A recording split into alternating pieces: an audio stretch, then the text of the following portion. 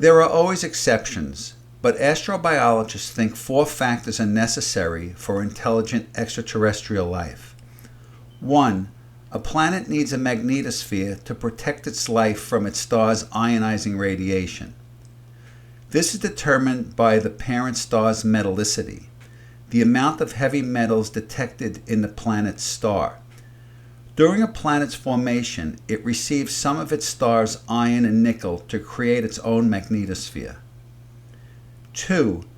The parent star needs to be in the galactic habitable zone. Too near the galactic center, and excess radiation and strong gravitational tides would prevent life from forming. Too near the outer rim, and there aren't enough metals for a magnetosphere. 3. The planet needs to be in the stellar habitable zone in relation to its star, meaning that the planet is at a temperature for liquid water. 4. The planet needs to be old enough for evolution to occur. So what do we get? According to astrobiologists, there are between 4 and 40,000 intelligent civilizations in the Milky Way. That's a big help. It sounds like astronomy and astrobiology are two more sciences in their infancies. By the way, there may be extraterrestrial organisms that have evolved quicker than humans, but probably not much quicker, especially if they're also made of the same amino acids terrestrial life is.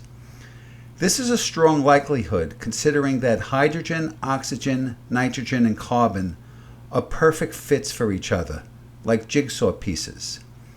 These four elements are drawn to each other. Panspermia or not, amino acids can't help but form. Silicon-based life is unlikely, considering that silicon-based amino acids would be unstable and break apart, and silicon bonds too strongly with oxygen. When silicon is exposed to oxygen, it immediately forms quartz rock. So let's do our own considering, and let's concentrate on our stellar neighborhood. Here, I think we'll find what we're looking for. After looking at the stellar possibilities, 2 star-planet combinations are worth our attention, but this should change in the future. Teegarden star, 12 light years from the Sun, has an Earth-like planet orbiting that's worth considering. The planet, Teegarden star B, is almost identical to Earth, at least from what we can see from this distance. The planet is rocky and about the same size as Earth. We cannot know whether it has oceans or even water on its surface, but since water is one of the most abundant substances in the universe, I would bet that Teegarden B is swimming in the liquid. The surface temperature of the planet is 84 degrees Fahrenheit versus 57 degrees Fahrenheit for Earth. In other words, Teegarden B averages about 6 to 7 degrees hotter than our hottest tropical jungles.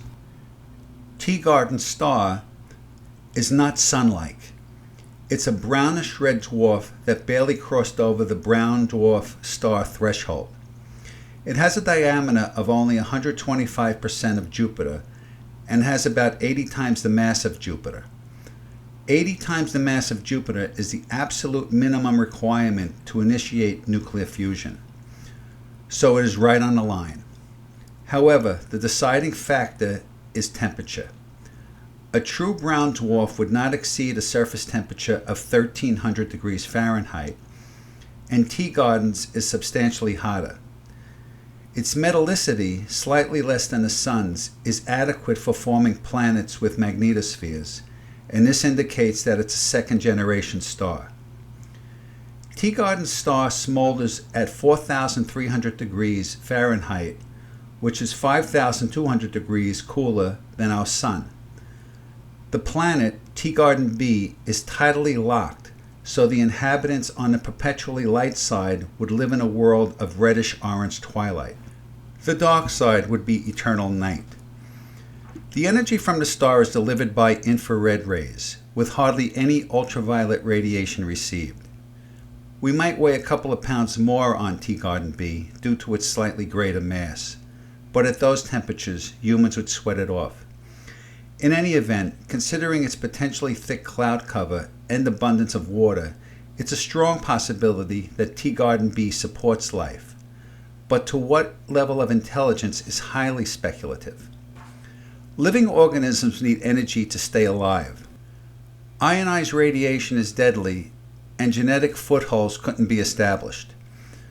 On the other hand, ultraviolet light is not the only safe energy source, so that opens possibilities. Energy to sustain life may come at different wavelengths, and the infrared spectrum is a good example. Photobiomodulation and photobiostimulation, both infrared therapies, are proven to heal skin wounds and induce tissue healing. Advanced carbon-based organisms could certainly evolve in an infrared energy environment. Teegarden B appears to receive the optimal level of infrared radiation to provide that energy.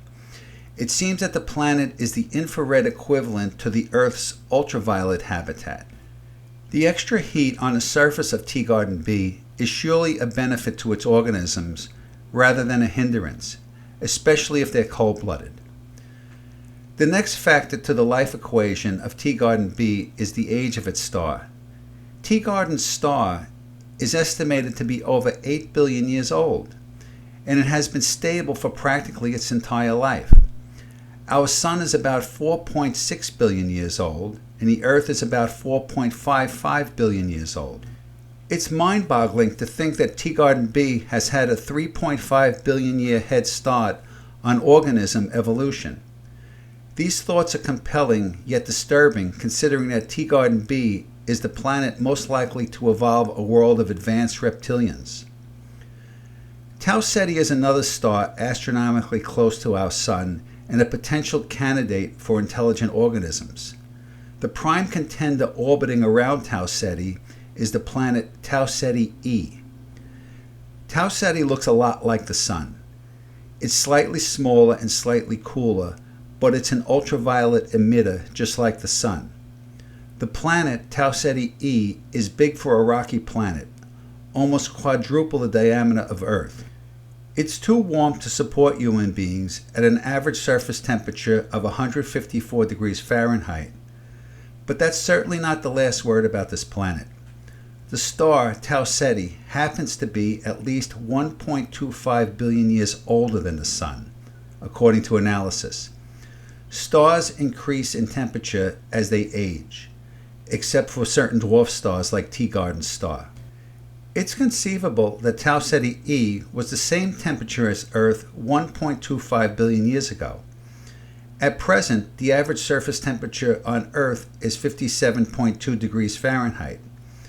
It has been calculated that the surface temperature of the Earth in 1.25 billion years will be at least 147 degrees Fahrenheit, maybe even 154 degrees. The temperature parallels between Earth and Tau Ceti E are remarkable.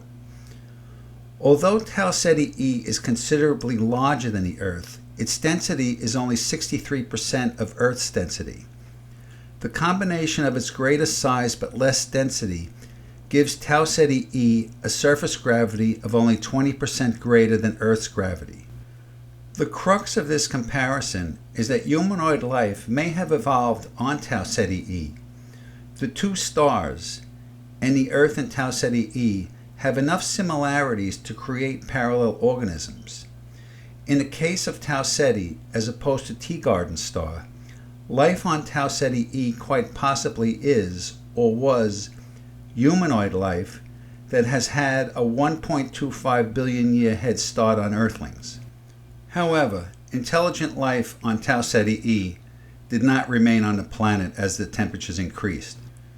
When the Earth is at this stage of distress, multicellular life will be gone and probably only prokaryotic bacteria will remain. So, with such a lead, it is likely that the Tau Ceti E humanoids departed for greener pastures long ago. Then the question is, are they among us? In the case of Teegarden B, which we'll call Reptilis, the organisms have had a 3.5 billion year head start on humans. On Earth, the aves evolved from reptiles. but that doesn't mean that the inhabitants of Reptilis needed to evolve into birds. Still, the smartest birds, the crows and the parrots, are nearly as intelligent as chimpanzees. With an extra 3.5 billion years of evolution, how smart would birds get? When applying this evolution to the inhabitants of Reptilis, it is very likely that these beings would have achieved the minimum of light-speed space travel. At only 12 light years from Earth, it is conceivable that they are among us. They wouldn't necessarily be that far ahead of humans socially, considering their protracted evolution and their reptilian social structure. Remember, humans are the children of a third-generation star. Ultimately, we're going to exceed other beings in every way. There is a major theory known as the reptilian conspiracy theory. It's an idea that government officials and some people of power are in fact disguised extraterrestrials guiding humans along a path in Reptilis' best interests. Reptilians of Teegarden Star could have also taken the positions of Satan and the demons of antiquity. Destroy or subjugate Earthlings now while they are still able. If they wait too long, then humans will be unstoppable. The Earth seems to be where Tau Ceti E was 1.25 billion years ago. Tau Cetians could be thin and wispy to counter the higher gravity, like thin tree branches evading the weight of the snow. Plus, these Cetians were probably off-world for a billion years. It seems more than a coincidence that the gray aliens allegedly come from Zeta Reticuli, a star directly behind Tau Ceti. Either the Cetians retreated to Zeta Reticuli, or there's a translation error about the Gray's home star. The speed of their interstellar travel is probably also an error. I agree with Einstein that a hair under light speed is the limit. But with both stars only 12 light years away from Earth, a 12-year flight doesn't sound like a problem. This brings us to a notable observation. Greys, Mantis aliens, Roswell aliens, and almost every other alien except the reptiles look remarkably alike. I'm sure witnesses are describing the same beings.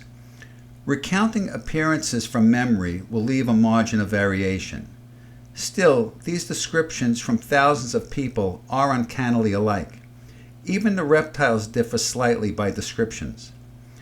On Earth, humans are on the verge of augmenting their mental capacities through technology, what we now call AI.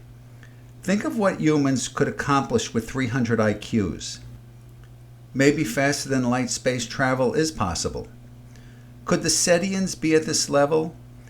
An artificially augmented brain may be what's needed to develop space propulsion systems. Could we be the offspring of these Cetians? And their vested interest in us is why they're here?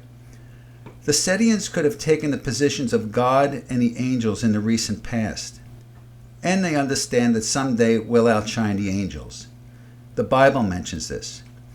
A battle between the angelic Cetians and the demonic reptilians for control over the beings with the most potential in the galaxy, the Homo sapiens.